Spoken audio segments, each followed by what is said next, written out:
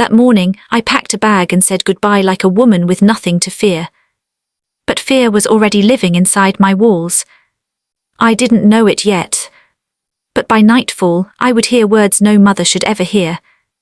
Welcome to my YouTube channel Whisper Stories, where silence speaks. My name is Lucy, and I am 62 years old. At an age when people expect you to slow down, to sit quietly in the corner of your own life, I learned something that split my heart clean in two. The people you raise with your own hands can still decide you are no longer convenient. It started on an ordinary morning, the kind that pretends nothing is about to change. The lie I told for peace. I live in a small house at the edge of the city, the same one where my son learned to walk, where he once pressed his tiny hands against the glass and laughed at the rain. That morning I told him I was going to visit my cousin in another town. I packed a small bag, kissed him on the cheek, hugged my daughter-in-law, and smiled like a woman who had no worries left in the world. But I didn't leave. I waited. I walked to the bus stop, sat there long enough for the neighbors to see me, then quietly circled back through the alley behind our street.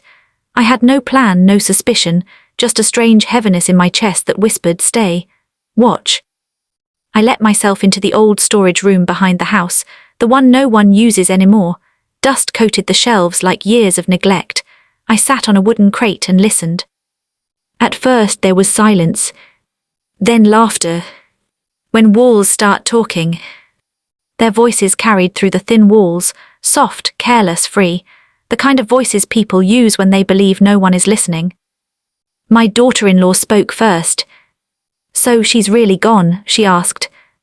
My son laughed. My son, the child I carried for 9 months, the boy whose fevers I stayed up with, the man I trusted with my old age. "Yeah, she won't be back for at least a week," he said. Finally. Finally. That single word sank into me like a blade. They talked about me the way people talk about a broken chair, something useful once, now just taking up space. "She's getting old," my daughter-in-law said. "Slow, forgetful, people notice." "She's not that bad," my son replied, but there was no defense in his voice, only irritation. I pressed my hand to my mouth, afraid my breathing would betray me. The secret they never meant me to hear. Then came the words that shattered whatever illusions I still had. "We can't keep doing this," she said, "taking care of her, paying for things the neighbors already think we're saints." My son sighed. "I know, that's why we need to hurry." "Hurry what?" she asked.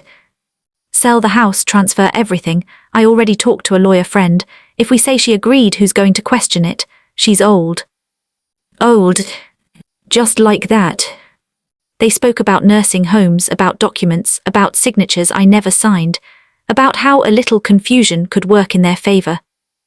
I sat there frozen while my heart screamed. They weren't planning to help me. They were planning to erase me. Remembering the mother they forgot. As they talked, memories attacked me without mercy. My son at 6 years old, clutching my leg on his first day of school. My son at 14, crying because his first love broke his heart. My son at 30, standing beside his bride, thanking me for everything. I had given him my youth, my strength, my forgiveness. And now at 62 I was an obstacle. A problem to be solved quietly. The silence that changed me. I stayed in that storage room for hours. I didn't cry, I didn't move. Something inside me hardened, not with hatred but with clarity. When evening came, I slipped out while they were busy in the kitchen. I actually took the bus this time, not to my cousin's house, but to a small hotel near the old railway station. That night I stared at the ceiling and made a decision. I would not confront them. I would not beg.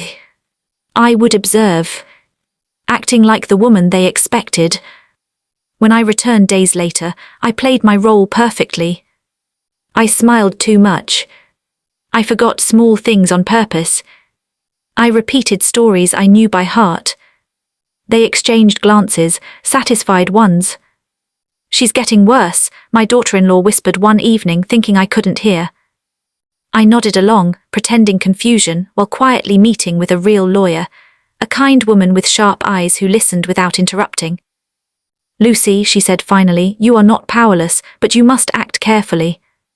So I did. turning the tables without raising my voice. Over the next months, I transferred what little I owned into a trust, quietly. I wrote letters, I recorded conversations, I documented everything. I watched my son grow more distant, more impatient. "Maybe it's time we look at options," he said one night, not meeting my eyes. I smiled softly. "Of course, dear, whatever you think is best." They thought they were winning. They had no idea the ground beneath them was already shifting. The day the truth finally spoke. The day came when they handed me papers to sign. "Just routine," my daughter-in-law said sweetly. I read every word slowly, then I looked up. "I already signed something," I said calmly. Their faces drained of color. "What?" my son asked. "My will, my medical directives, my property arrangements," I replied, "months ago." I stood up straighter than I had in years. "And since you were so concerned about my age, I made sure everything was witnessed and recorded." They stammered, they argued, they denied. I didn't raise my voice. I didn't need to. Walking away with my dignity. I moved out a week later, not to a nursing home but to a small, sunny apartment of my own choosing. I volunteer now, I read, I laugh again. My son calls sometimes. We speak politely, carefully. Trust, once broken, does not grow back the same. What I learned at 62. Here is the truth I carry now. Being old does not make you invisible. Being kind does not mean being weak. And motherhood does not guarantee loyalty. Sometimes the greatest act of love is protecting yourself, even from the people you raised. Moral of the story: never mistake silence for ignorance, and never assume age has taken away a person's strength. Those who plan in the dark often forget that wisdom sees best in the shadows. I am Lucy. I am 62 years old.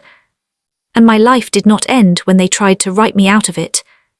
It began again on my own terms.